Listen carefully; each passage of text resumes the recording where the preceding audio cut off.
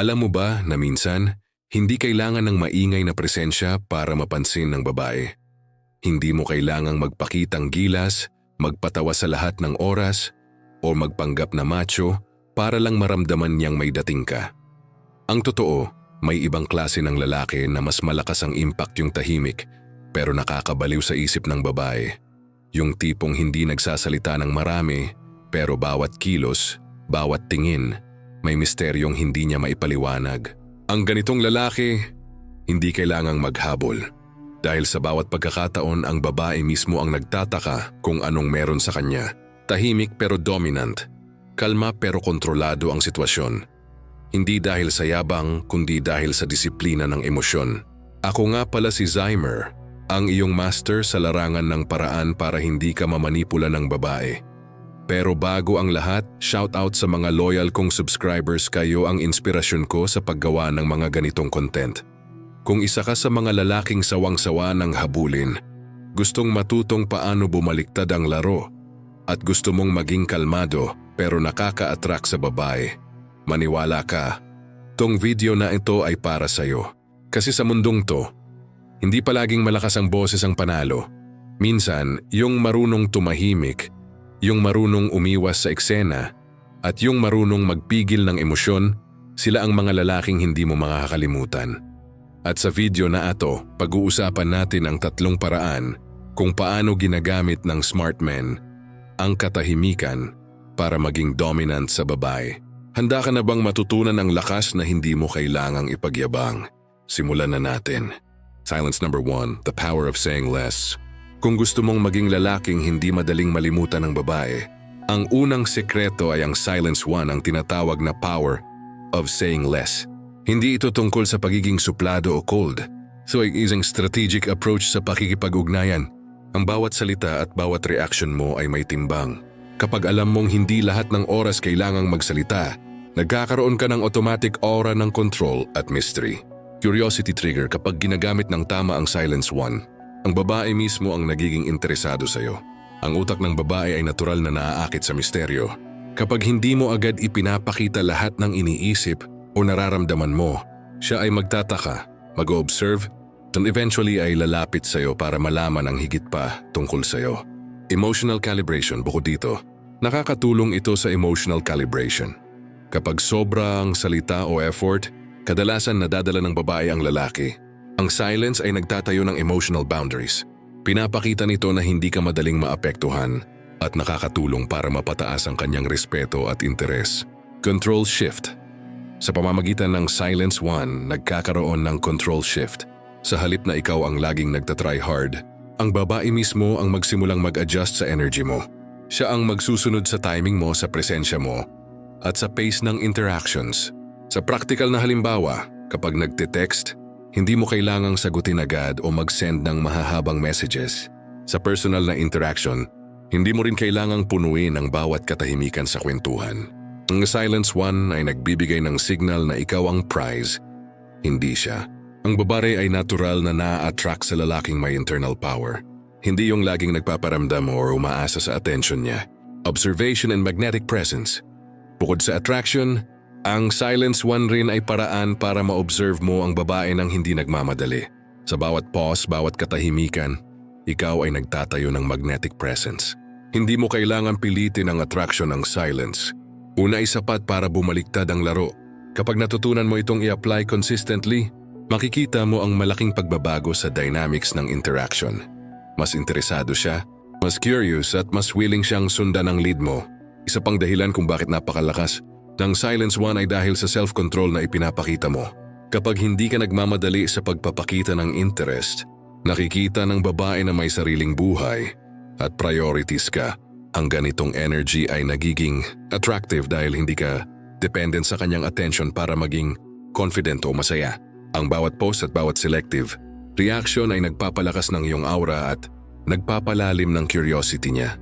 Sa huli, hindi mo kailangan pilitin ang connection ng natural na presence at strategic silence.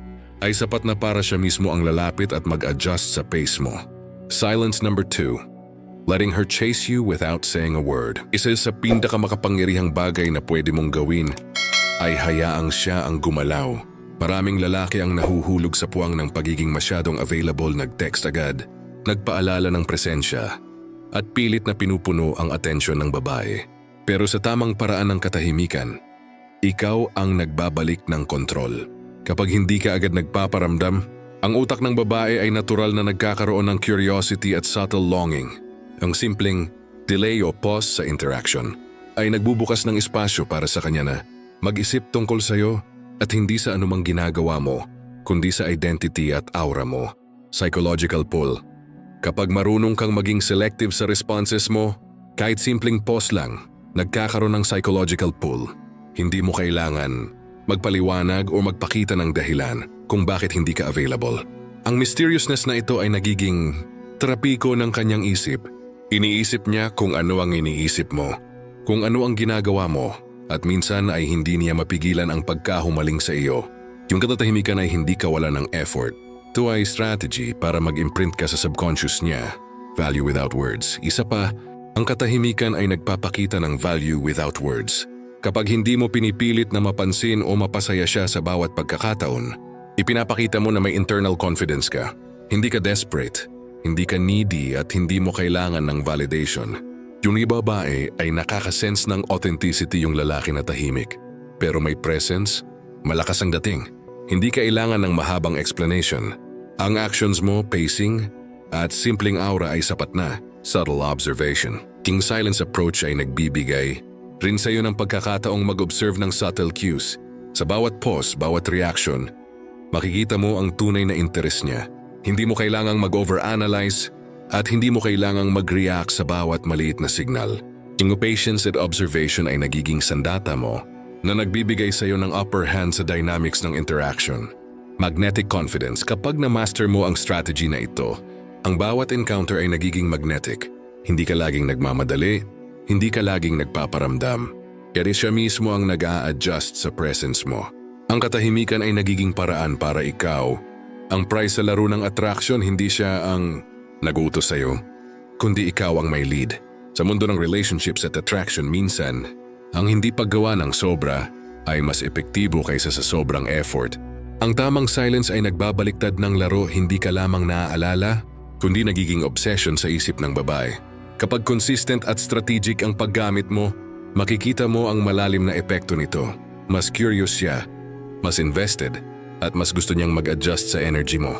Sa silence too, may pagkakataon ka ring makontrol ang intensity ng attraction nang hindi gumagamit ng maraming salita. Kapag marunong kang magbigay ng space at hayaan siyang gumalaw, nakakatulong ito para mas ma-appreciate niya ang oras at effort mo. Sinang bawat pause ay nagiging subtle signal ng value mo na nagpapakita na hindi ka madaling maapektuhan at may sariling rhythm sa buhay. Sa pamamagitan ng controlled silence na ito, natututo siyang maging mas curious, mas attentive, at mas invested sa interactions na hindi mo na kailangan pilitin ang attraction, ay natural na sumusunod sa energy mo. Silence number 3. Creating irresistible presence without saying much. Ang huling sekreto sa pagmaster ng tahimik na dominance ay ang magpakita ng presence nang hindi sobra ang salita. Maraming lalaki ang nag-aakala na kailangan nilang punuin ang bawat silid, bawat chat o bawat moment ng atensyon ng babae para maging mahalaga. Ang totoo, minsan ang power ng minimalism sa words at actions ang nagbabalik ng laro sa iyong pabor. Kapag nagiging selective ka sa kung ano ang sasabihin mo at kung paano mo ipapakita ang sarili mo, nagkakaroon ka ng automatic aura, ng mystery at confidence na natural na naakit ang babae. Presence over words. Ang mga lalaking may magnetic presence ay kadalasan tahimik, pero ramdam mo ang kanilang energy sa bawat galaw. Hindi nila kailangan ipaliwanag kung bakit sila naroroon o bakit sila kausap. Ang simpleng postura, eye contact at pacing sa kilos ay nagdadala ng impression na controlled at composed ka sa lahat ng sitwasyon. Sa simpleng silence na ipapakita mo na ikaw ang may lead at siya ang sumusunod, kahit hindi mo pa sinasabi. Ang ganitong approach ay nagtatak sa subconscious niya. Ikaw ang prize, hindi siya ang nagtutulak sa relasyon. Subtle attraction signals. Habang tahimik, maaari mong i-observe ang mga subtle cues mula sa babae. Ang bawat movement, facial expression, at choice of words ay nagbibigay sa iyo ng impormasyon kung gaano siya interesado at paano siya nagre-react sa presence mo. Hindi mo kailangang pilitin ang conversation. Ang katahimikan ay nagiging paraan para mag-imbak ng psychological tension. Yung tipong kahit wala kang sinabi, siya mismo ang nagiging curious, nagtataka at lalo kang iniisip. Controlled reactions. Isa pang elemento ng huling strategy na ito ay ang pagiging selective sa reactions mo. Hindi mo kailangang mag-overreact o magpakita ng labis na excitement sa bawat interaction. Ang controlled reactions ay nagpapakita ng emotional maturity. Pinapakita nito sa babae na kaya mong hawakan ang sarili mo sa anumang sitwasyon at hindi basta-basta nadadala ng emosyon niya. Yung ganitong energy ay nakakaakit dahil sa subconscious. Ang babae ay hinahanap ang lalaking kayang maging matatag kahit sa emotional moments, creating obsession without words. Kapag na-master mo ang approach na ito, makikita mo ang epekto. Mas curious siya. Mas gusto niyang malaman ang bawat detalye tungkol sa'yo at mas nagiging invested sa interactions. Hindi mo kailangan mag-effort para mapabilib siya. Ang presence, pacing, at controlled silence ay sapat na para gumawa ng impression na hindi niya malilimutan. Ang mga lalaki na marunong sa ganitong technique ay bihira at ang rare na energy na ito ang nagiging dahilan kung bakit kahit simpleng pause or simpleng pagkakaroon ng space nagiging irresistible sila. Consistency and timing. Ang pinaka-importanteng faktor sa paggamit ng huling strategy ay ang consistency at timing. Ang bawat pause, bawat selective response, at bawat silent moment ay kailangang purposeful. Hindi ito basta pagseselos o pagtatago. Ito ay deliberate na paraan ng pagpapakita ng self-control at authority sa laro ng attraction. Sa ganitong paraan, ang babae ay nag-a-adjust sa'yo. Nagiging curious sa huli. Mas malapit at mas invested sa relationship dynamic na ikaw ang may lead. Sa huling analysis, ang paggamit ng katahimikan bilang sandata ay hindi lamang para sa attraction. Ito rin ay para ipakita ang internal power at confidence ng lalaki. Kapag na-master mo ang lahat ng tatlong strategies, makikita mo ang pagbabago. Mas curious siya, mas invested, at mas gusto niyang makasabay sa ritmo mo. Sa mundong puno ng over-communication at desperate behavior, ang lalaking marunong magpatahimik ay nagiging magnetic, unstoppable, at hindi madaling malimutan. Ngayon na natutunan mo na ang tatlong paraan kung paano gamitin ang tahimik na presence para maging dominant at irresistible sa babae. Tandaan mo, hindi ito magic na one time lang, kundi habit na dapat mong i-develop araw-araw. Ang bawat pause, bawat controlled reaction at bawat silent moment ay may purpose. Kapag consistent ka, hindi lang siya maa-attract sa'yo. Mas malalim ang connection na mabubuo at mas magiging interesado siya sa totoong ikaw. Kaya kung gusto mo talagang makita ang pagbabago sa dynamics ng interaction mo, simulan mo na ngayon. I-apply mo ang natutunan mo sa real life, sa text, sa calls, sa personal na encounters. Obserbahan mo ang responses niya, i-adjust mo ang energy mo, at huwag kang matakot sa silence. Minsan, sa katahimikan, doon nagsisimula ang pinakamalakas na attraction.